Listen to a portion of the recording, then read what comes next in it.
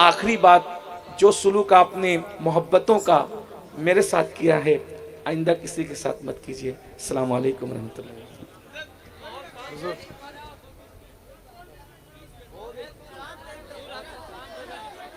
تقریر ہو گئی بھائی، ہو گئی، اسی پہ عمل کیجیے۔ السلام علیکم۔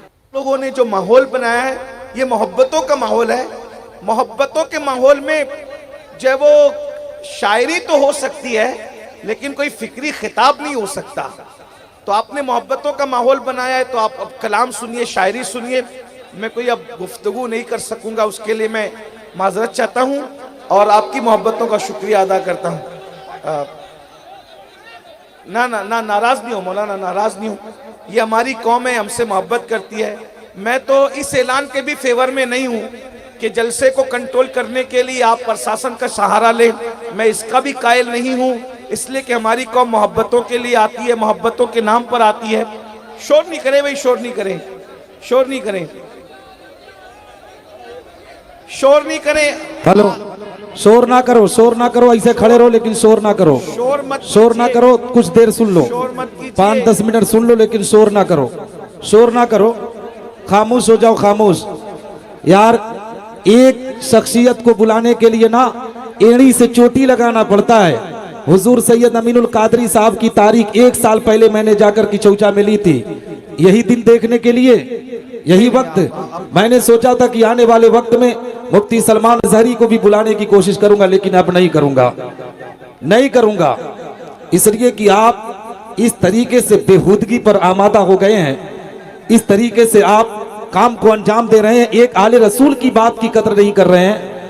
یہ ایسی عظیم شخصیت ہے جو پوری دنیا میں جن کی ذات محتاج تعارف نہیں ہے، دنیا کے کونے کونے کا مسلمان ان کے چہرے کی زیارت اپنے لیے باعث برکت سمجھتا ہے۔ آپ کیسے ہیں کہ ان کے جملے پر آپ ایک بیٹھنے کے لیے تیار نہیں ہیں؟ اگر بیٹھ نہیں سکتے تو کھڑے ہو کر گفتگو سنیں لیکن شور تو نہ کریں، شور نہ کریں میرے بھائی۔ اصل میں مولانا میری بات سنیں، میں جانتا ہوں آپ بیٹھ نہیں پائیں گے، اس کی وجہ یہ ہے میں نے کئی مرتبہ عزیز میاں سے بھی کہا، سبحانی بھائی سے بھی کہا، نظامی صاحب سے بھی کہا، عمر نظامی صاحب سے بھی کہا، اصل میں جگہ اتنی کم ہو گئی ہے کہ آپ بیٹھیں گے کہاں؟ آپ کو بیٹھنے کے لیے جگہ نہیں ہے۔ تو میں جانتا ہوں کہ جب آپ کو بیٹھنے کے لیے جگہ نہیں ہے تو آپ بیٹھ نہیں سکتے۔ آپ یہ جو بار بار ہم اسٹیج سے اعلان کرنا کہ بیٹھ جاؤ بیٹھ جاؤ، ہم آپ پہ ظلم کر رہے ہیں۔ یہ ہاں، کیونکہ بھئی جب جگہ ہی نہیں ہے تو آپ بیٹھو گے کہاں؟ تو جگہ نہیں ہے، آپ نے بڑی محبت دی۔ اچھا 2 جملے کہہ دوں میں؟ ہاں بس 2 جملے سن لیں میری طرف سے۔ میری گزارش ہے آپ سب سلامت رہو، با کرامت رہو۔ بس یہ اللہ تبارک و تعالیٰ نے جلسے میں آنے کی توفیق دی، نمازوں کی پابندی کیجئے، اپنے ماں باپ کی فرما برداری کیجئے، اپنے بچوں کو پڑھائیے۔ ہمارے ماہرہ شریف کے سرکاروں نے ایک نعرہ دیا تھا کہ آدھی روٹی کھائیں گے بچوں کو پڑھائیں گے، تو اپنے بچوں کو پڑھائیے۔ دنیاوی ایجوکیشن کم سے کم اپنے بچوں کو اتنا دیجئے کہ ہر بچہ بچی گریجویٹ بن جائے، اور مذہبی ایجوکیشن اتنا دیجئے کہ ہمارے گھر میں بچہ پیدا ہو تو اذان ہم خود ہی دیں، بقرعید کے موقع پہ قربانی ہم خود ہی کریں، فاتحہ کا موقع آئے تو فاتحہ ہم اپنے گھر میں خود ہی کر سکیں، اور اگر اپنے باپ کا یا ماں کا انتقال ہو جائے تو ہم اپنے ماں باپ کا جنازہ خود ہی پڑھا سکیں۔ اتنا دنیاوی علم آپ کے پاس ہونا چاہیے۔ اور تیسری بات، مالدار بنیے، کہ غربت کبھی کبھی انسان کو کفر تک لے جاتی ہے۔ مالدار بنیے، کوشش کیجئے، موبائل چرا کے مالدار مت بنیے، لاٹری کھیل کے مالدار مت بنیے، 2020 پر جوا کھیل کر مالدار مت بنیے، بلکہ تجارت کر کے مالدار بنیے، محنت کر کے مالدار بنیے، کیونکہ اللہ نے حلال میں برکت رکھی ہے، حرام میں برکت نہیں ہے۔ تو اب میں امید کرتا ہوں آپ دیندار بنیں، نیک بنیں، مالدار بنیں، ایجوکیشن پہ محنت کریں۔ اور آخری بات، جو سلوک آپ نے محبتوں کا میرے ساتھ کیا ہے آئندہ کسی کے ساتھ مت کیجیے۔ السلام علیکم ورحمۃ اللہ۔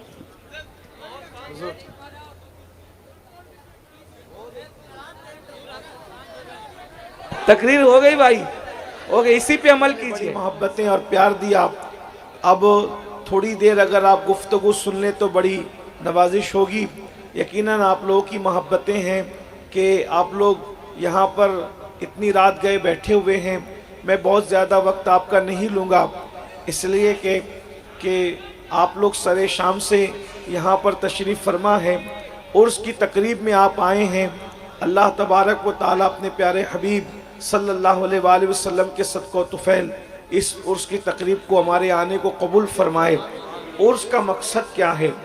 دیکھیے، جو دنیا کے اندر بہت سارے لوگ جیتے ہیں، بہت سارے لوگ مرتے ہیں، بہت سارے لوگ دنیا میں آتے ہیں، بہت سارے لوگ دنیا سے چلے بھی جاتے ہیں، مگر ہر بندے کا عرس نہیں ہوتا۔ دنیا کے اندر بڑے بڑے بادشاہ موجود ہیں لیکن ان کے عرس نہیں ہوتے، اور اگر کوئی ان کا عرس کرے بھی تو اس عرس میں اتنی عقیدتوں کے ساتھ لوگ نہیں آ سکتے، اتنی بڑی تعداد میں لوگ جمع نہیں ہو سکتے۔ آپ غور فرمائیں، ہندوستان کے اندر کوئی بینر نہیں لگتا، کوئی پوسٹر نہیں لگتا، کوئی نہ مولانا اعلان کرتے ہیں، نہ مولوی صاحب اعلان کرتے ہیں، نہ مفتی صاحب اعلان کرتے ہیں، نہ کوئی خانقاہ اعلان کرتی ہے۔ صرف رجب المرجب کا چاند افق پہ نظر آتا ہے، لاکھوں کی تعداد میں غریب نواز کے دیوانے اجمیر شریف کے اندر بغیر کسی تشہیر کے پہنچ جایا کرتے ہیں۔ اسی طریقے سے سرکار سالار مسعود غازی رحمت اللہ علیہ کے آستانے پہ دیکھیں، محبوب الہی کے آستانے پہ دیکھیں، قطب الدین بختیار کاکی کے آستانے پہ دیکھیں، سرکار مخدوم اشرف جہانگیر سمنانی کے آستانے پہ دیکھیں، غرض کہ آپ جس ولی کے آستانے پر جائیں ہزاروں نہیں بلکہ لاکھوں کی تعداد میں جو ہے وہ لوگ جمع ہوتے ہیں۔ آخر یہ عرس کیوں ہوتا ہے؟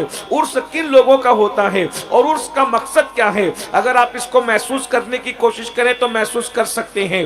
دنیا کے اندر لوگ آتے بھی ہیں اور آ کر دنیا سے چلے بھی جاتے ہیں۔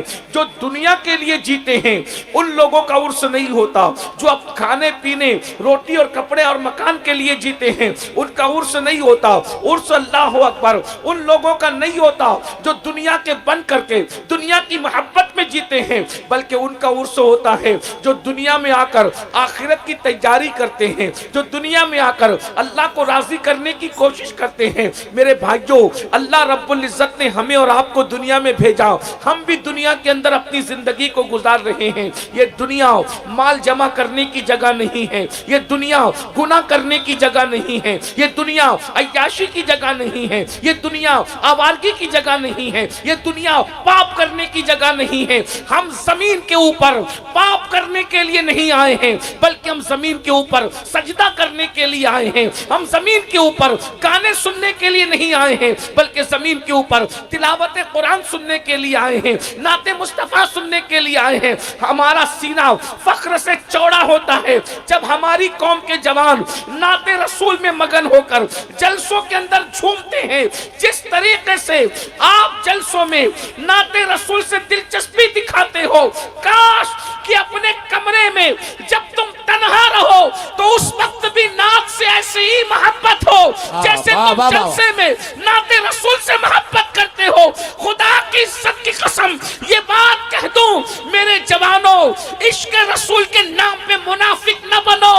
جلسے میں تو نعت پہ پیسے لٹاتے ہو، جلسے میں تو نعت پہ جھومتے ہو، جلسے میں تو نبی کے نام پہ جان دینے کی بات کرتے ہو، لیکن جب ہم کمرے میں اپنے کمرے میں اکیلے ہوتے ہیں تو پھر ہمیں نعت یاد نہیں آتی، ہمیں رسول یاد نہیں آتے، ہمیں محبت رسول یاد نہیں آتی، بلکہ ہم گانوں میں ڈوب جاتے ہیں، غزلوں میں ڈوب جاتے ہیں، عیاشیوں میں ڈوب جاتے ہیں۔ ایک جملہ اپنی علماء کی تائید سے کہہ دوں، خدا کی عزت کی قسم جتنا پیار ہم جلسوں میں نبی کی نعت سے کرتے نظر آتے ہیں، اگر تنہائی میں کمرے میں بھی یہی کیفیت ہو تو جلسوں میں علماء کے چہرے کی زیارت کرتے ہیں۔